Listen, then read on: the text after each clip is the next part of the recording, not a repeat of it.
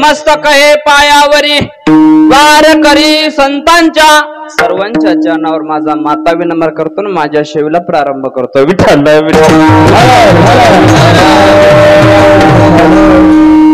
संत श्रेष्ठ तुकाराम महाराज आजच्या अभंगामध्ये सांगतात, मी तुम्हाला सांगतो तुम्ही विठ्ठलाला भजा, याचा आपल्याला विचार करायचा आहे. त्या अगोदर थोडासा विचार करायचं म्हणलं तर हा कार्यक्रम केला पाहिजे. का केला पाहिजे त्याचं कारण असं आहे की आपल्या पाठीमागे भगवंताने 3 ऋण सांगितलेली आहेत. पहिलं ऋण आहे देव ऋण, दुसरं ऋण आहे पितृ ऋण आणि तिसरं ऋण आहे ऋषी ऋण. या 3 ऋणातून उत्तीर्ण होण्यासाठी हा अभ्यास करावा लागतो. करावाच लागतो का? हो, करावाच लागतो, ह्याला पर्याय नाही. मग हाच कार्यक्रम का करावा लागतो त्याचं कारण सांगतो, ध्यान देऊन ऐका. विठ्ठल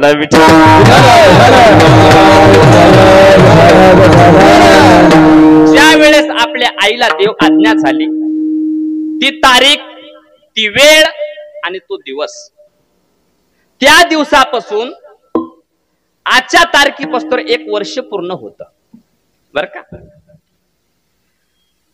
मग वर्ष पूर्ण कसं होतं? इतके दिवस मध्ये का विधी आपण केला नाही?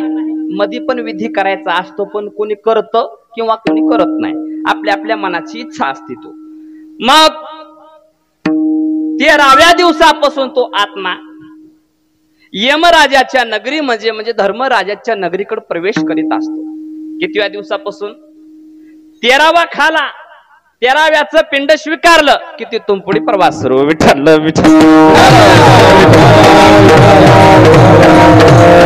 तुम्ही म्हणाल महाराज प्रवास सुरू म्हणजे काय? रस्त्यानं प्रवास करायचा असतो का? रस्त्यानंच प्रवास करायचा असतो, पण ते रस्ता थोडा वेगळ्या मार्गाने जाणार आहे म्हणा की. त्या रस्त्यावर अनेक गावं लागतात. किती गावं लागतात? 16 गावं लागतात. तुमच्याकडे पेन असेल तर टिप करून घ्या, मी सांगतो कोणते कोणते गावं लागतात बरं का. टिप करून घ्या बरं का, कीर्तन कळलं पाहिजे सगळ्याला. आता सगळे माळकरी आहेत, अष्टगंधवाले आहेत, म्हणून मी थोडं इकडं तिकडं हाणणार नाही, तास धरून चालणार आहे, तास तुडीणार नाही. विठ्ठल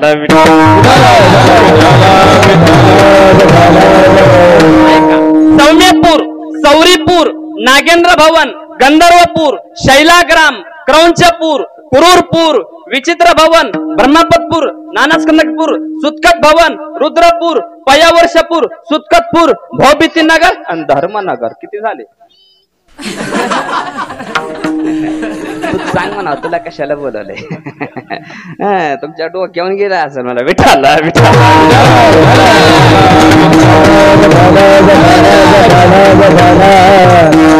हे 16 गावाचे गाव काम करत करत करत करत करत करत तो आत्मा आज धर्मराजाच्या नगरीमध्ये उपस्थित आहे. आणि त्या ठिकाणी महाराज आजचा दिवस म्हणजे हिशोबाचा दिवस. आज हिशोब आहे. मग कशाचा हिशोब आहे? पापाचा हिशोब आणि पुण्याचा हिशोब. एक फाईल पापाची आहे आणि एक फाईल पुण्याची आहे. मग आपल्याला जे हे कार्यक्रम करायचं आहे ते कशासाठी? की आज आपण काहीतरी पुण्य करावं. वस्त्रदान म्हणा, अन्नदान म्हणा, ज्ञानदान म्हणा, हे पुण्य करायचं आहे. आणि हे आजचं पुण्य त्यांच्या नावानं समर्पण करायचंय. आणि त्याच्या नावानं जर समर्पण केलं तर त्याला फायदा. उत्तमची गती तो एकटा पावेला,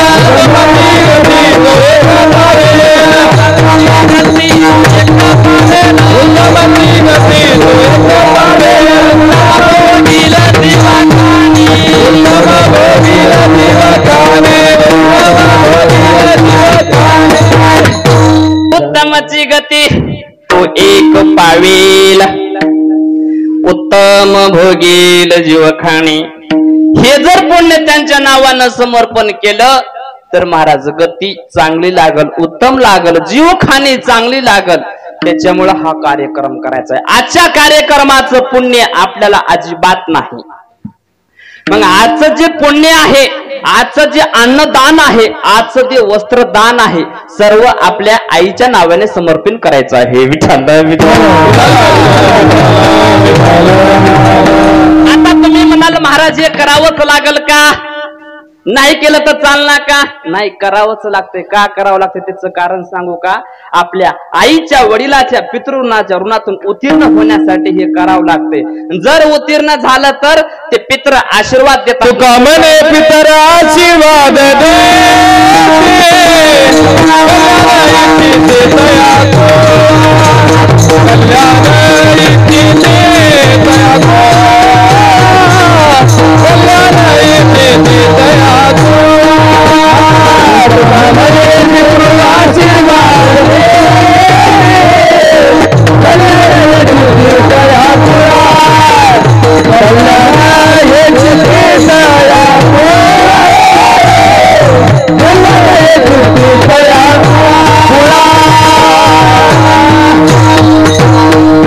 तुका म्हणे पितृ आशीर्वाद देती कल्याण म्हणते होतया.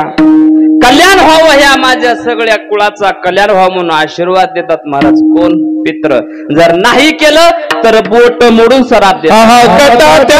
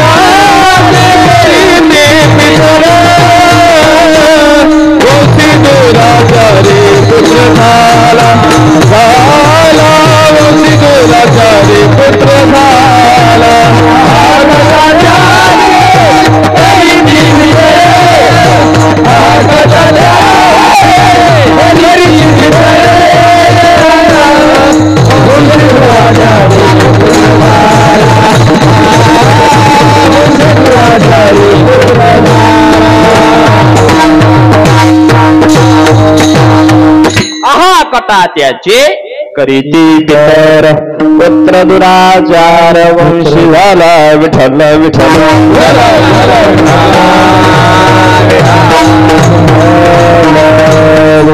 ही अपेक्षा प्रत्येक पितरांच्या मनामध्ये असते महाराज. कशासाठी?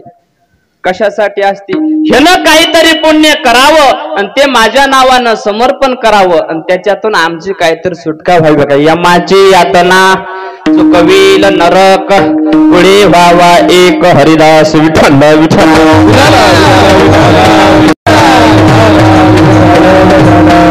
त्या व्रतश्राद्धाच्या निमित्ताने आज निवडलेला अभंग माझ्या संत श्रेष्ठ तुकोबारायाचा आहे. तुकाराम महाराज आजच्या अभंगामध्ये उपदेश करतात. म्हणतात मी तुम्हाला सांगतो तुम्ही विठ्ठलाला भजा. आता विठ्ठलालाच का भजायचं? नाही भजल तर जमणार नाही का? भजावंच लागल का? पर्याय नाही का? महाराजांचे 2-3 मुद्दे प्रश्न आहेत, त्याचं आपण उत्तर देऊ आणि कीर्तन सोडून टाकू. विठ्ठल विठ्ठल.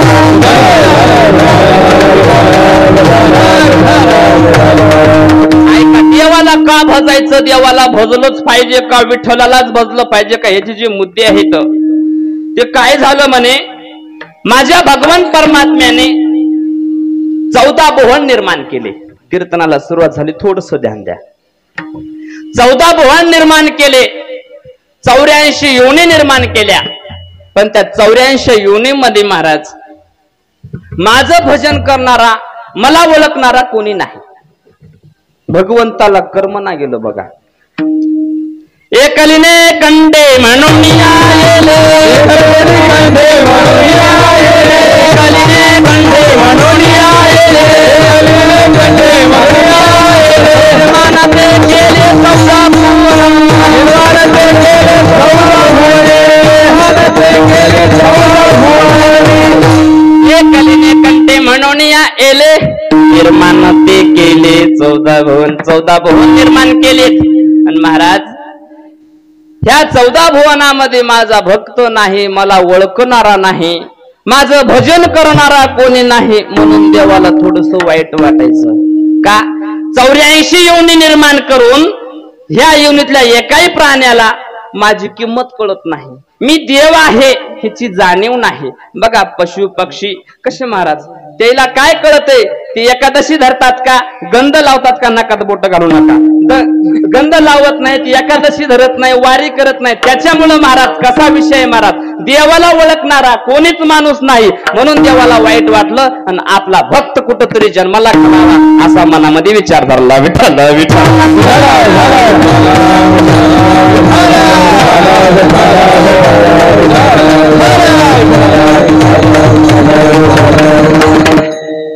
आदिशक्ती मायेच्या गर्भामध्ये महाराज जन्माला घालायचं असं ठरवलं.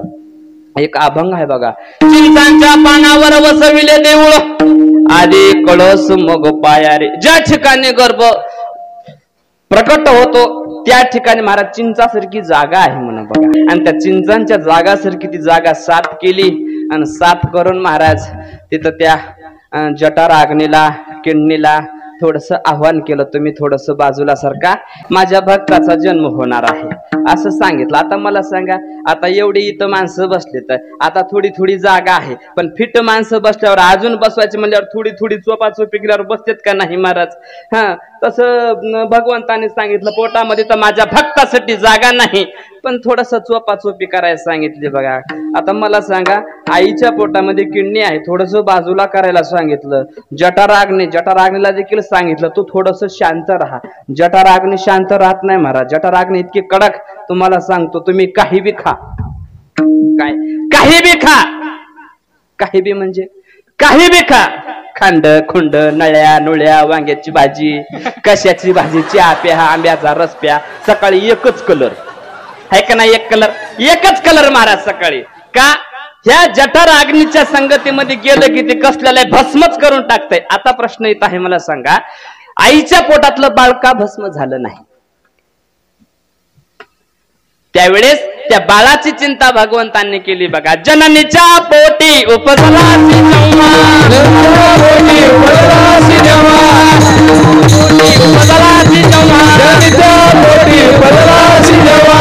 चिंता तेव्हा देवे केली,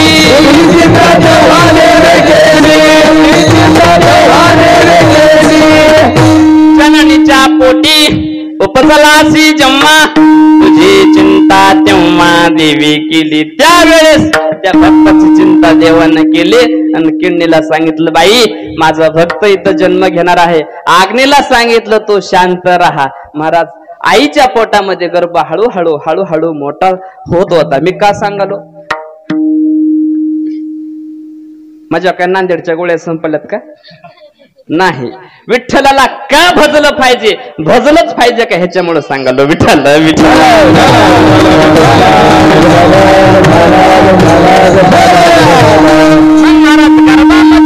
भक्त म्हणजे बाळ मोठं हळूहळू हळूहळू मोठं होऊ लागलं. मग महाराज गर्भी असता बाळा कोण पाळे त्याचा लळा. विठ्ठल विठ्ठल.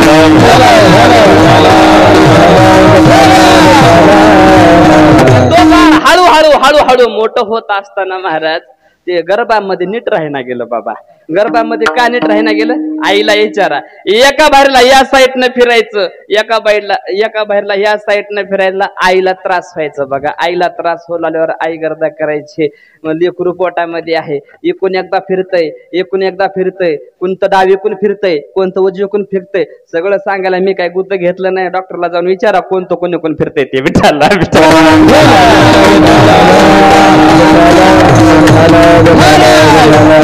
आईनं प्रार्थना केली भगवंताला, अरे भगवंता तुझा भक्त जरी पोटामध्ये जन्म घेत असेल तर तू मला त्रास देतोय. बघा आणि मग माझ्या भगवंतानं सांगितलं, माझा जरी भक्त असेल तर आईला त्रास देतोय ना, मग त्या गर्भात त्या बाळाला दंड दिला पाहिजे. विठ्ठल विठ्ठल.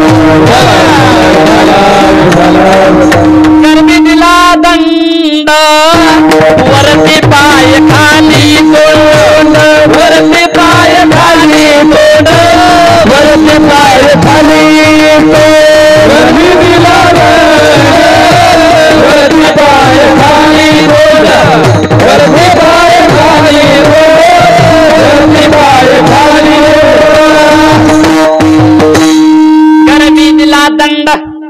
वरती पाय खाली तोंड. गर्भामध्ये असताना त्या बाळाला दंड दिला का?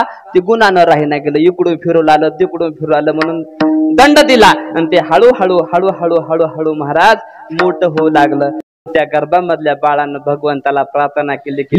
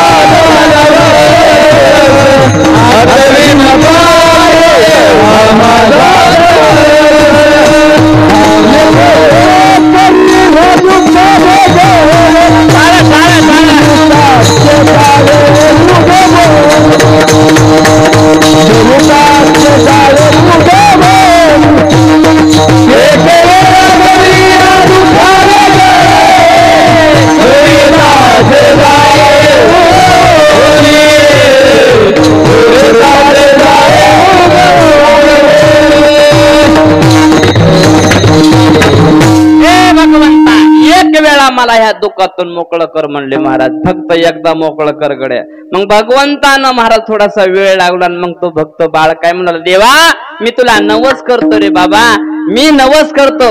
आठवीन पाही हा माझा नवस, रात्रन आणि दिवस रात्रन आणि दिवस पांडुरंगा. हे पांडुरंगा मी रात्रन दिवस तुझं नामस्मरण करील, फक्त एकदा ह्याच्यातून मोकळं कड गड्या. त्यावेळेस भगवंताला दया आली महाराज. बघा काय महाराज प्रार्थना केली महाराज. आणि ते काय त्या ठिकाणी काय जागा काय चांगली आहे का महाराज?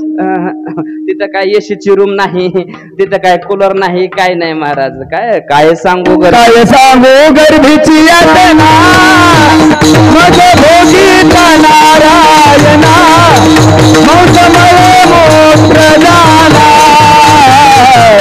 सुदक्षण जनाधान. काय सांगू गर्भीची यातना मग भोगीता नारायणा मौसमळे मोत्र झाला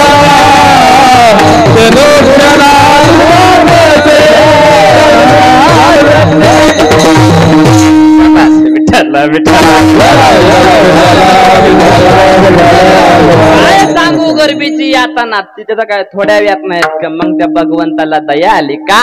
हे भक्त आपलं भजन करणार आहे, मग ह्याला बाहेर काढलं पाहिजे. मग भगवंताने त्याच्या जवळ आले आणि मग महाराज थोडस बाहेरचं वातावरण बघितलं, थोडस आतलं वातावरण बघितलं आणि मग थोडस टाइम लावला. टाइम लावला म्हणजे कसं, 9 महिने 9 दिवस पूर्ण होऊन गेले तरी डिलिव्हरी झाली नाही महाराज. बघा तुम्ही, आपण म्हणतो 9 दिवस 9 महिने पूर्ण झाले, कशी डिलिव्हरी होईना, कशी डिलिव्हरी होईना. तर महाराज बक्कळ लोक प्रयत्न करते तो, पण ते देवाच्या हातात आहे, आपल्या हातात काय. पण तिचा मालक गुणानं बसते का बाबा? घेते लांडूनी गाडीवर बसते दवाखाने म्हणते ते साहेब 9 महिने 9 दिवस पूर्ण झाले हो, अजून कशी डिलिव्हरी होईना. मग तो डॉक्टर काय म्हणतो, पूर्ण दिवस झाले तर आता आपल्याला ऑपरेशन करून काढावं लागेल किंवा सीझर करून काढावं लागेल. मग ते सीझर करण्यासाठी महाराज ती तारीख देते, तर त्या तारखेच्या दिवशी जाते. तर मग भगवंताला राग येते. बाहेर वातावरण खराब असल्यामुळे मी माझ्या भक्ताला गर्भात ठेवलो, तू माझं न ऐकता तू डॉक्टरकडे गेलास, तपासणी केलास आणि तू डिलिव्हरी करायची म्हणतोस ना, माझा रस्ता बंद आहे, तुला कुठून काढायचे तिकून काढ. मग बगल पाडून पोट फाडून काढावं लागतं महाराज. देवाचा रस्ता बंद. विठ्ठल विठ्ठल. मग न ऐकता महाराज मग ते ऍडमिट करून सिजर करून काढलं की मग डॉक्टर म्हणते बाळ कमकुवत आहे, याला काचात ठेवावं लागल. मग महाराज पैशाची भरती भरपूर होती, पैसा जातो. मग भगवान म्हणतो मूर्खा, बाळ कमकुवत आहे, काचात ठेवावं लागते, तुला आता ठेवाय गोड वाटाले र. पण हे असं बाहेर होणार आहे हे मला माहित होतं. बाळ कमकुवत होईल हे मला माहित होतं, म्हणून मी हे दिवस पुढे लावला. तू माझं ऐकलं नाही ना, आता भर दवाखान्याचे पैसे. विठ्ठल विठ्ठल.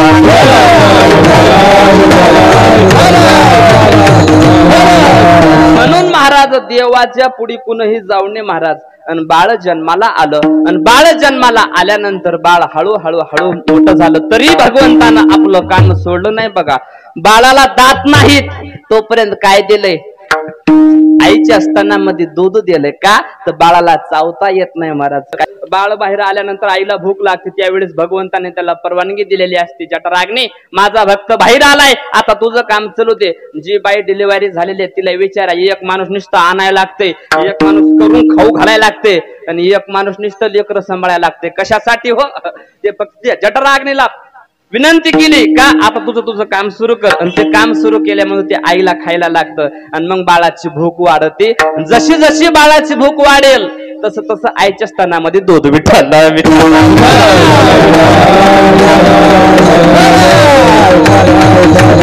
कोण करी बाळा दुधाची उत्पत्ती, बाळा दुधाची उत्पत्ती, बाळा दुधाची उत्पत्ती, बाळा दुधाची उत्पत्ती. मानवी श्रीपती सवे तोही, मानवी श्रीपती सवे तोही, मानवी श्रीपती सवे तोही. कोण करी बाळा दुधाची उत्पत्ती, वाढवी श्रीपती सवे तोही. दुधाची उत्पत्ती माझ्या भगवंताने केली आणि महाराज वाढवी श्रीपती दोन्ही, म्हणजे आईलाही स्तनामध्ये दूध वाढवलं आणि बाळालाही भूक वाढवली. कवर लेकराला दात येत नाही तवर, दात आल्यानंतर मग महाराज माझ्या भगवंतानं मग त्याला अन्न पाण्याचं नियोजन केलं. काय, आपण शेतामध्ये जातो, पेरणी करतो बाबा, महागाची बियाणं आणतो, खात आणतो, पण ते बियाणं खात आणलेलं उगवू द्यायचं का नाही हे आपल्या हातात आहे का देवाच्या हातात आहे. पाऊस पडलं तर आपल्याला अन्न भेटतं, पाऊस नाही पडलं तर भेटत नाही महाराज. ती देखील भगवंताने सोय केलेली आहे. विठ्ठल विठ्ठल.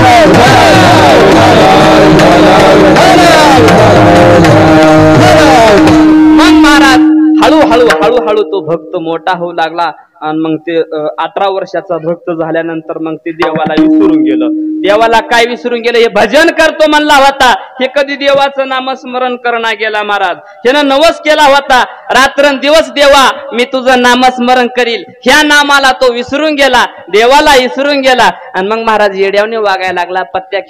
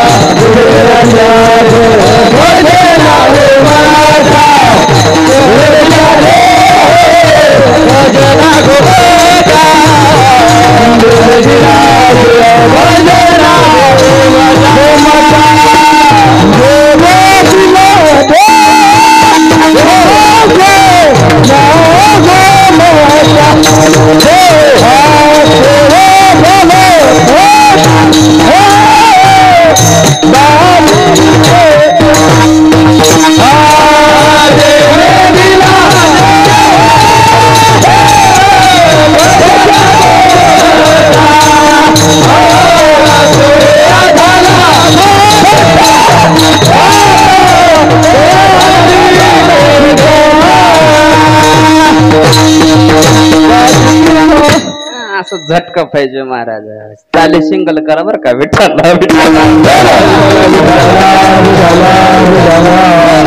दिला देह भजन गोमटा गोया झाला फाटा बादिकेचा.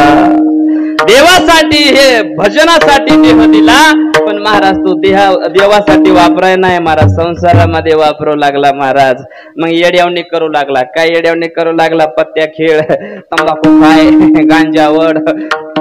मला सांगा भगवंताने कशासाठी पाठवलं होतं? थोडा आवाज थोडं आपलं कुठं कमी पडलं तिथं तुम्ही विठ्ठलला विठ्ठलला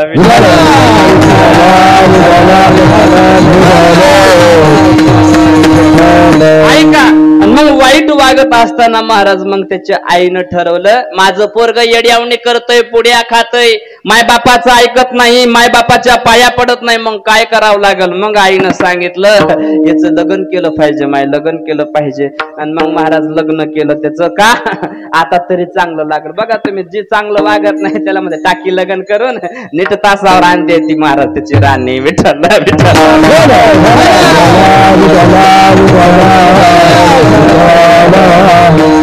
महाराज लग्न केल्यावर तरी सुधरल वाटलं. महाराज लग्न केल्यावर बी सुधारणार त्यानं. बायकोचं ऐकायचं, बायकोला विचारायचं आज बाजारला चालू आहे काय काय आणायचं. बायको म्हणते मला भजी आणा, जिलबी आणा, पापड आणा, हे आणा. आणि मायनस म्हटलं बाळा बाजारला चाला का र, मला थोडासा खमंग चिवडा आणखी. बस मला म्हातारे गुणानं तुला काय करायचा चिवडा. माईकडे लक्ष देना गेला, बायकोकडे लक्ष देऊ लागला, माईकडे पैसे घेऊ लागला, बायकोचं सारलं करू लागला, इकडला कापस शिकू लागला, सासऱ्याला पैसे देऊ लागला. महाराज तीर्थयात्रेला सासू सासऱ्याला घेऊन जाऊ लागला. असा वंगळा वागायला लागला की बघायचं कामच नाही महाराज. इतकं वाईट वागायला लागले की इतके वाईट वागायला लागले. आणि मग महाराज देवाला राग आला. मी समजिलं होतं काय आणि हे वागाले काय. ह्यानं म्हणला होता मी भजन करील, नामस्मरण करील, हे तर माझ्याकडे येईच ना. पण मायबापाची सेवा सुद्धा नीट करणार नको बाबा. मला ही येऊनच नको म्हणले. मानवाची येऊनच बंद करून टाकली. विठ्ठल या मृत्यू लोकावर एकही माणूस जन्माला येईना गेलं. आणि मग महाराज त्या ठिकाणी माझे संत महात्मे होते, सगळे संत होते. आणि सगळ्या संतांनी विचार केला हे मानव जर जन्माला नाही आलं तर मग ही सृष्टी कशी चालायची. मग एवढं निवेदन केलेलं हे सगळं वाया जाईल. माझे जगद्गुरु तुकोबाराय तिथं होते. तुकोबाराय माझे भगवंताकडे गेले. भगवंता तो मानव जन्म घातला आणि आता का बंद केला? महाराज तुमचं म्हणणं सगळं खरं आहे बघा. मला असं वाटलं होतं की हे माझा भक्त आहे, माझं भजन करेल. तुम्ही बघितले ना ते महाराज मायबापाची सेवा करणार, सासरवाडीमध्ये जाऊन आले, नाही तसला त्रास द्याले. आणि ह्यानं भरपूर पाप केले. भरपूर पाप केल्यामुळे महाराज त्याच्या पापाच्या डोलावर पृथ्वी महाराज डगमगू लागली. आणि पृथ्वी गायचं रूप घेऊन माझ्याकडे आली. आणि महाराज गरानं सांगू लागले भगवंता तू भक्त जन्माला घातलाय ते अधर्मानं वागत आहे. बुडविला धर्म, अधर्म झाला फार, सोसविना भार मज आता विठ्ठल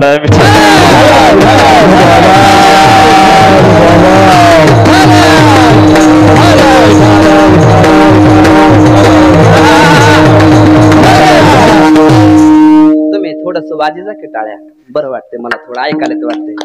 आता नाही विठ्ठला म्हणताना, आता टाळी वाजू नाही विठ्ठला म्हणताना थोडस भजन करायचं. काय नाही लय मोठ्यानं वाजू नका, हात मी तर मोडतील नसल्याला ताप. विठ्ठला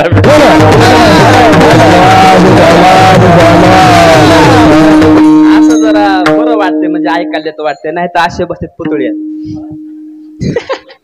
ते कीर्तन चाललंय, काही घेणं देणं नाही, काही झोपत येतं, काही डोकले हाणत येतं, काय वाटतं ही बला कवा संपत्ती की कवा जेवाय भेटते की काय वाटते कवा कवा कवा काय काय आहे की हे काय घराला कुणाला चाल आवडत नाही. हे समाज 3 प्रकारचा आहे महाराज.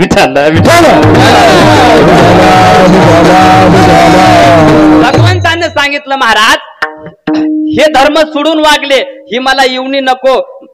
या येऊनीमुळे दुसऱ्याला त्रास व्हालाय नको मला. हे काय करायला तो हे महाराज कोंबडे आणालेत, बकरी आणालेत, हौस न कापालेत महाराजांना आपला वैरी करून ठेवाले. मांस खाता हौस करी जोडोनी वैरी ठेवीला विठ्ठला विठ्ठला.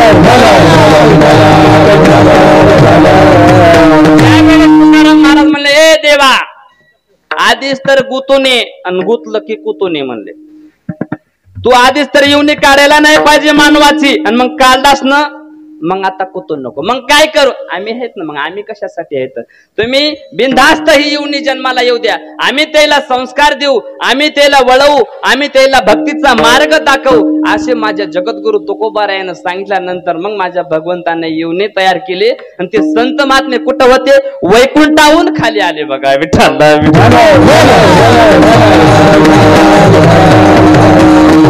कशासाठी आले, आम्ही वैकुंठवासी आलयाचे कारणाने, आम्ही वैकुंठवासी आलयाचे कारणाने, आम्ही वैकुंठवासी आलयाचे कारणाने, आम्ही वैकुंठवासी आलयाचे कारणाने.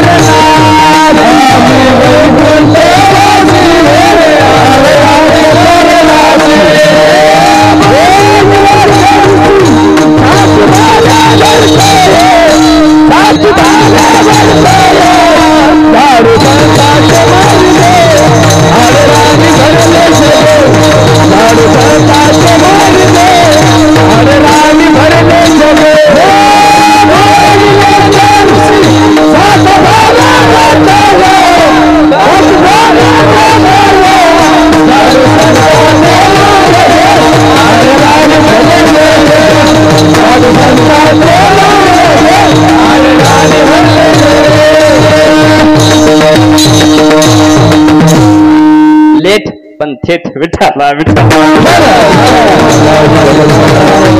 आम्ही वैकुंठवासी आलो याची कारणासी, बोलिले ते ऋषी साच भावे वर्ताया. कशासाठी आले हो संत, ब्रह्ममूर्ती संत जगी अवतरले आणि उदरावया आले दीन जना. विठ्ठल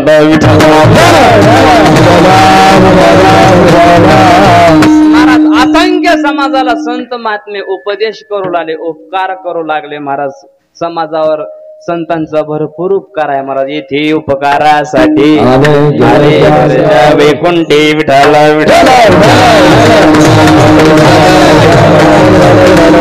महाराज सगळे महाराज मंडळी येऊ लागले, कीर्तनामधून उपदेश देऊ लागले. माझे संत श्रेष्ठ तुकोबाराय उपदेश द्यायचे आणि सगळे संत महाराज निळोबाराय, चोकोबाराय, एकनाथ महाराज, ज्ञानेश्वर महाराज सगळ्यांनी उपदेश द्यायला सुरू केला. महाराज कुणाला उपदेश देऊ लागले. काही लोक ऐकत नव्हते, बाबा माय बापाच ऐकनात, महाराज लोकांचं कधी ऐकतील. संत महात्म्याला भरपूर त्रास झाला, भरपूर त्रास झाला म्हणजे काय, चिखल अंगावर फेकून मारले. पण संतांना आपलं काम सोडलं नाही. आपलं काम काय, उदरावया आले दीन जना, दीन जनाचा उद्धार करायचा आहे. आणि आपण हायगाई करायची नाही महाराज. लोक ऐकायला तयार नाहीत, कीर्तनाला यायला तयार नाहीत, लोकायला समोरासमोर कीर्तन नग वाटू लागलं. मोठमोठे महाराज युट्यूबवर भेटायले, काय करायचे मंडपात जाऊन म्हणू लागले, घरच्या घरी कीर्तन ऐकू लागले. पण महाराज ते फक्त श्रवण आहे पण भजन घडत नाही. म्हणून महाराज माझे सगळे संत महात्मे महाराज, माझ्या जगद्गुरु तुकाराम महाराजांना समाज ऐकना म्हणून त्याच्या पाया पडून सांगू लागले.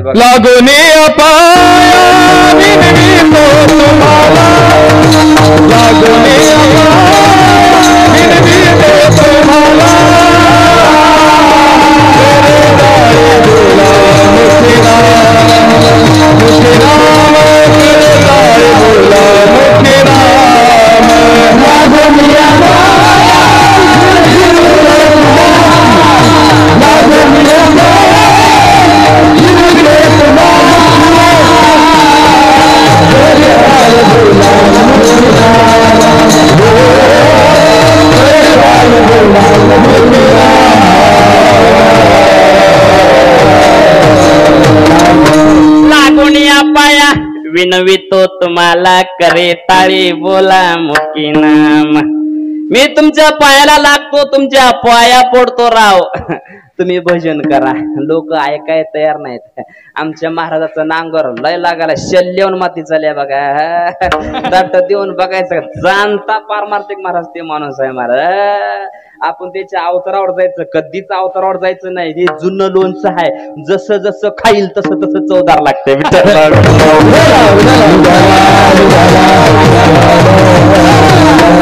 पडून माझे महाराज सांगू लागले, मी तुमच्या पाया पडतो गड्या, तुम्ही भजन करा. लोक ऐकाय तयार नाहीत. माझे एकनाथ महाराजांना हेला शिवी दिली बघा.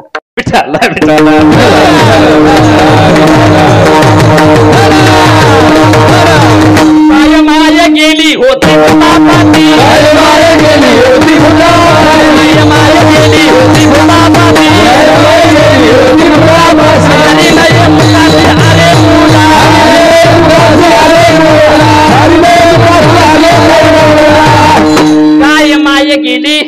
भूती भूतापासे हरी नाही मुकाजी अरे मुडा किती सांगाव तुला एवढा कसा मुडा होऊन गेला तुझी का माय भूतापाशी गेली का मन की भजन विठ्ठल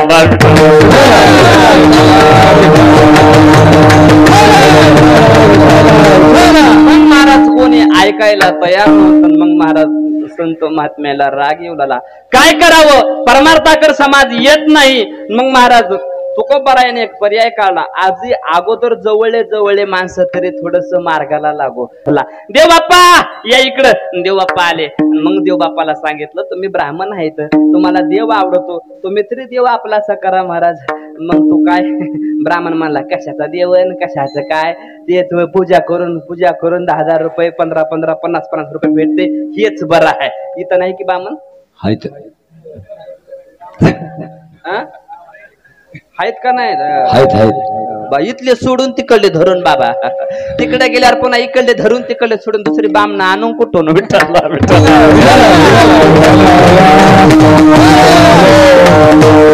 ऐकत नाहीत महाराज बामनानं ऐकलं नाही आणि बामन महाराज शेताकडे निघालं कुठं काम करण्यासाठी आणि निघत असताना वाट्यामध्ये सांगितलं काय ध्यानात आलं त्याच्या तुकाराम महाराज सांगते तर भजन कराव की वेळ भेटना गेलाय कापूस भिजना गेलाय अजून मालटाल घातले नाही ते वेळच भेटना गेलाय लेकरं नोकरीला लागाले तर काय करावं की काय नाही की असं ते विचार करू लागलो बामन पण विचार करीत जात असताना असा पुढे एक प्रसंग घडला महाराज कशाचं का आले महाराज एक गाय होती आणि त्या गायीच्या ठिकाणी महाराज एक वाघ झाला आणि त्या गायीवर झडप मारला आणि त्या गायीला मारून टाकला पुढे गेला विठ्ठलला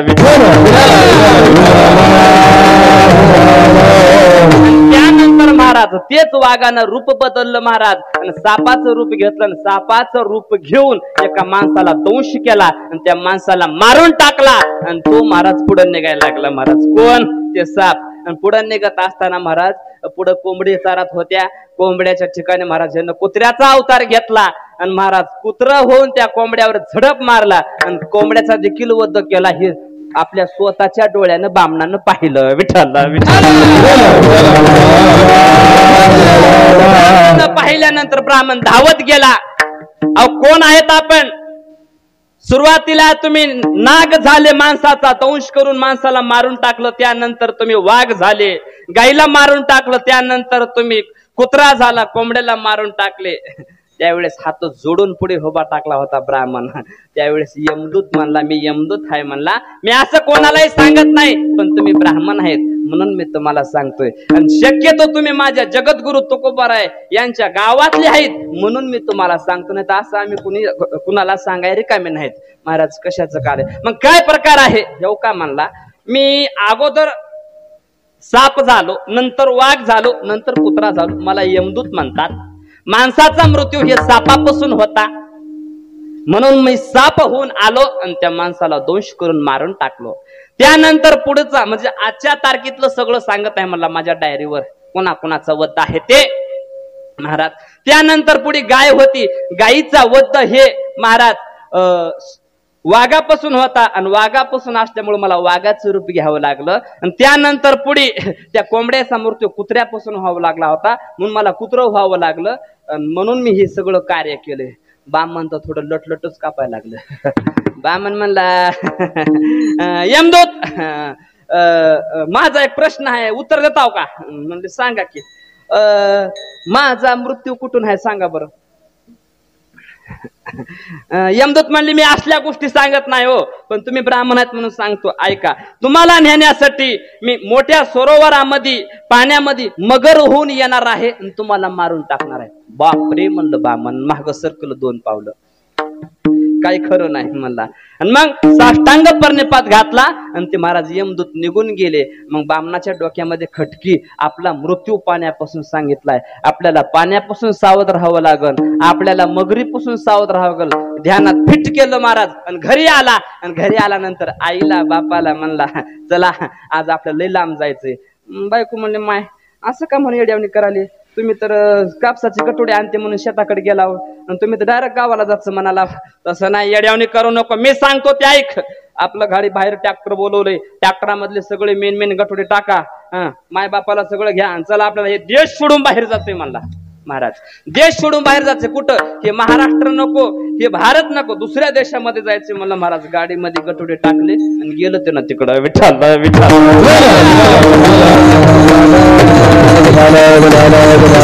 आणि महाराज बायको लेकर पोर मायबाप घेऊन तो ब्राह्मण दुसऱ्या देशामध्ये गेला आणि महाराज योगायोगाने त्याला चांगली नोकरी लागली. नोकरी म्हणजे कशाची, राजाच्या हाताखाली प्रधानजी म्हणून झाला आणि राजाचा राज्य कारभार चालू लागला. महाराज कशाचं काल ते म्हणला, लय यमदूत येड म्हणला.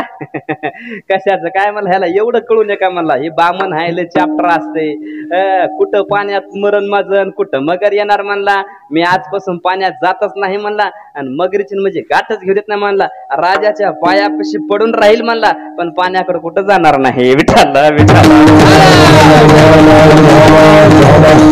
योगायोगानं असं झालं महाराज की त्या राजाच्या मुलाचं लग्न ठरलं आणि मुलगी महाराष्ट्रामधली बघितली. महाराष्ट्रामधली मुलगी बघितली, साखरपुडा झाला, लग्नाची तारीख काढली. लग्नाची तारीख काढून महाराज सगळे निघाले वराड. सगळं वराड येत होतं आणि मोठी अशी गंगा वाहत होती. त्या गंगेच्या तीरावर त्या समाजाला सगळ्या त्या फौजीला सगळं चहा पाणी नाश्ता सगळं केलं आणि राजासाहेबांना सांगितलं आज आपल्याला इथं मुक्काम करायचा आहे. आणि मुक्कामाला ती महाराज सगळं वराड त्या ठिकाणी थांबलं. जुन्या काळामध्ये गाड्या नव्हत्या, घोड्या नव्हत्या. बाबाला माहित असतं लग्नाला जायचं म्हणलं की बैल सजवायची, झूल टाकायची गाडीमध्ये, सगळे लग्नाला पायी पायी जात होते. तसं ते पायी पायी पायी पायी येत होते आणि मुक्कामासाठी थांबले.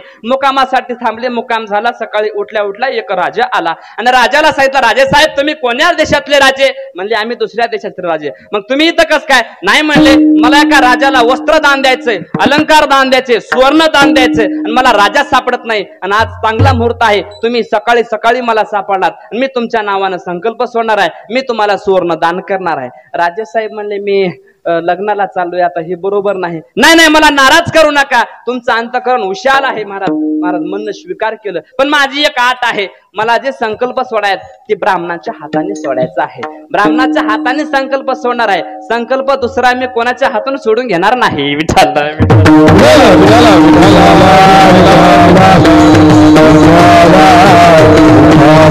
काही अडचण नाही महाराज. मुक्कामाला थांबले. सकाळी सूर्योदय झाला आणि सूर्योदय झाल्यानंतर मग आता बामण कुठं हुडकायचा? बामण इकडं तिकडं हुडकायला. आता सुवर्णदान कुणाला काय नको वाटते का बाबा? आता उगाच तुम्ही मला 500 रुपये काढून द्यायला लागले, मला काय नको आहे का?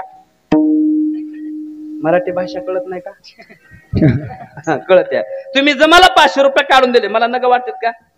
आमची जात तर सगळे महाराज मागाडीच आहे. पुन्हा आता का तुम्हाला खरं सांगतो, एका बाईनं मला पुतीतले काळे मने दिले, ती बी माझ्या बायकोच्या पुतीत ओवलेच सोडले नाहीत मी. विठ्ठला विठ्ठला.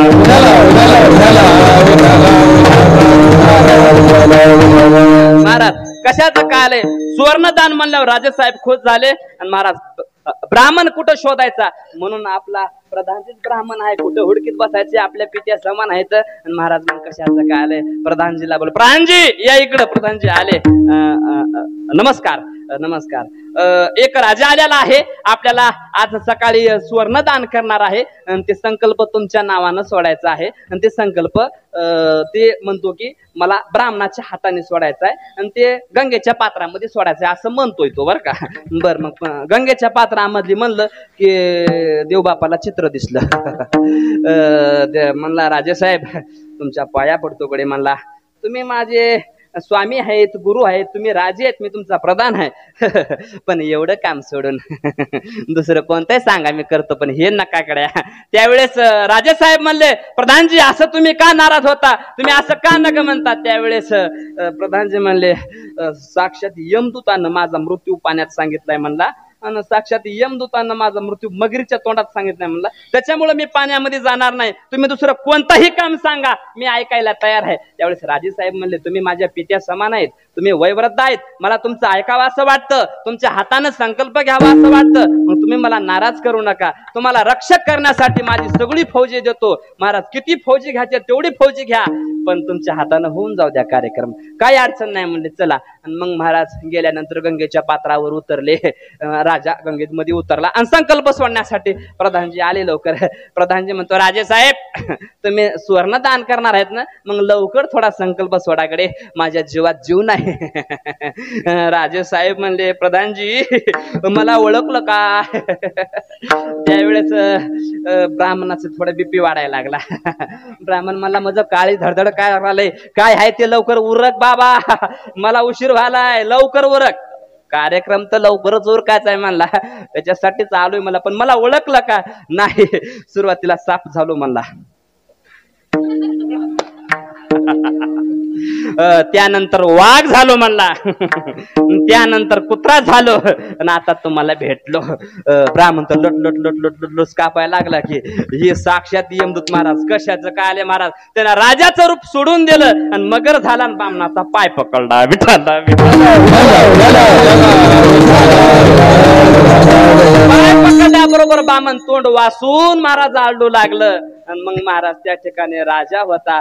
राजा येड्यावने बघू लागला, पण महाराज माग माग सरकू लागला बघा, पण राजा सोडून नाही गेला. सोडविना राजा रे सीताचं घरी, सोडविना राजा रे सीताचं घरी, राजा रे सीताचं घरी, सोडविना राजा रे सीताचं घरी, आणि कसोरी घरी भरले, आणि कसोरी घरी भरले, आणि कसोरी घरी भरले. सोडविना राजा देशीचा चौधरी, अनेक सोयरी भली भली. विठाला विठाला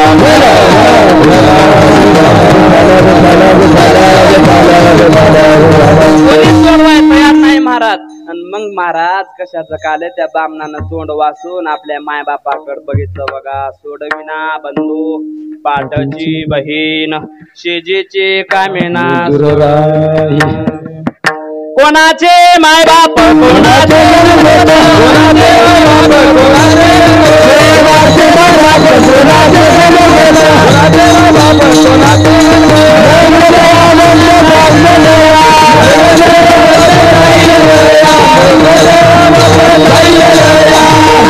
कोणाचे मायबाप, कोणाचे गणगोत, मर्ग जळावत जाईल कोण कोणाचं. ब्राह्मणाला आठवलं माझे तुकोबाराय सांगत होते, मी ऐकलं नाही. मग अशा टायमाला कोण सोडतोय? कोणी सोडित नाही भगवंताशिवाय.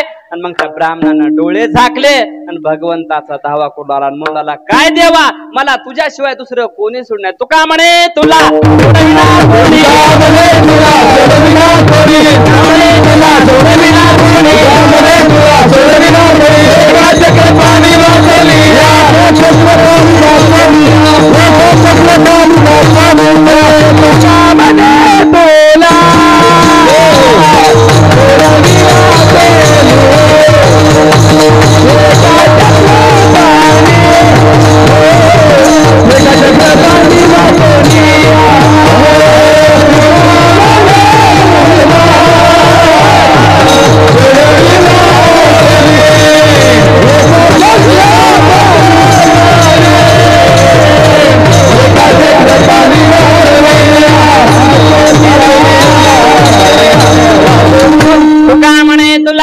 सोडविना कोणी एका चक्रपाने वाचून या अंतकाळीचा सोयरा.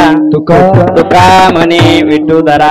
म्हणून मी तुम्हाला सांगतो गड्या, तुम्ही नीट विठ्ठलाला भजा. अभंगाचं पहिलं चरण सांगत तुम्हासी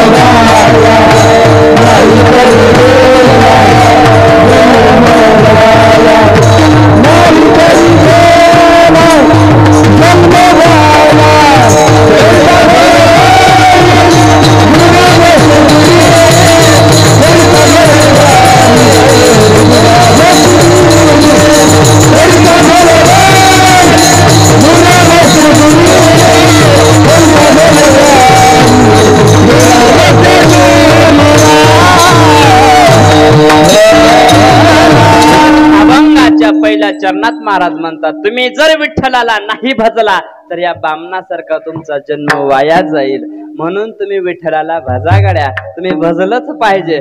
मग लोक म्हणणार, महाराज आम्ही संसारी आहेत, मग आम्ही संसार सोडून देऊन देवाला भजाव का? तर महाराज म्हणले, संसारी असावे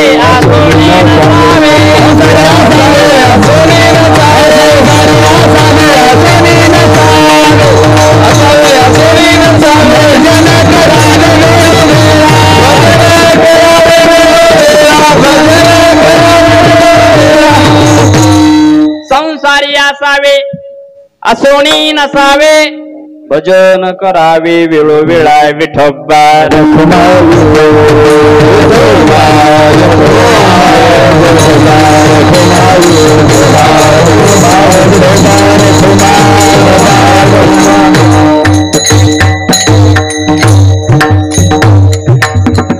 त्या बाबाचं चपाती जिरून गेली असेल.